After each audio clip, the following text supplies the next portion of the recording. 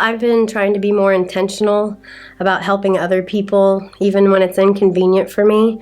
And I want to show people the love of Jesus, and hopefully by helping them, they will see that. I have a lot of friends and family that don't have a personal relationship with God. And I try to share our story and share my story, and I try to let them see God working through me and the miracles that He's done and continues to do daily in my life. And hopefully that my friends and family and strangers on the street kind of pick up on that. I just kind of share wherever we go and hope that the message is getting out there to everyone. Romans 8:28 reminds us that God wants good things to happen in life, and He causes good things to happen. And He has orchestrated a number of things in my life that I know only could have been Him that has made it all happen the way it has.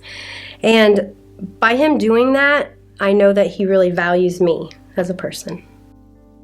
I struggled with infertility for 12 years, and I will never forget, the positive pregnancy test. And then, of course, I didn't believe it, so I had to go into the doctor's office and get blood work done. And I walked into my doctor's office, who had been through the entire journey with me, and I said, "Doc," I said, "we were never supposed to be able to have children. I mean, truly, it was, even if I did get pregnant, it was going to be high risk, and I would never carry full term. Just all the odds were stacked against me." And I walked in there, and he just looked at me, and he said, "God's plan." And I mean, that's just not a normal response from a doctor, who's in a medical field. And that's all I said. And of course, I broke down in tears, and of course, everyone wanted to attribute it to, "Oh, you've changed your life, you're in a better place, you're all these things." But if you look at the statistics, or if you look down on the paper, there's nothing else but the hand of God that can open an infertile womb and give them a child.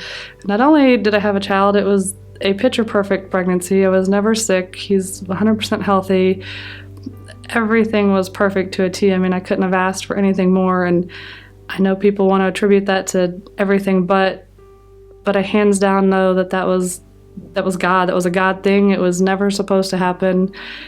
And without His intervention or His hand in that, it would have never happened. And then for Him to be like, let's just do that again. And, 17 months later, I had my second son. And again, a picture-perfect pregnancy that was never supposed to happen and never supposed to be. And now I have 2 children running around calling me mom that I never thought that I would get to have. And that's probably one of my greatest moments, is every day I hear them call me mom, even though some days it can drive me crazy for the 34th time. But I never thought I would have that. So the fact that God has given that to me, to someone who was so not deserving of that, that's like the greatest gift that you can get as a child from God, and that He trusts me to raise them up right is pretty awesome. So knowing that God is in our life is amazing, and I'm thankful that He has trusted us to raise a few of His children.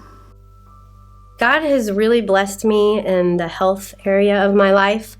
As some of you know, I have cystic fibrosis, and most people with that would not be able to sing, I guess, like I do. And I really feel that God touches me when I sing, and He allows my lungs to do things that they shouldn't be able to do, I guess. And He has given me such a good life so far, and I hope that I have many more days ahead, because I will sing until my last breath.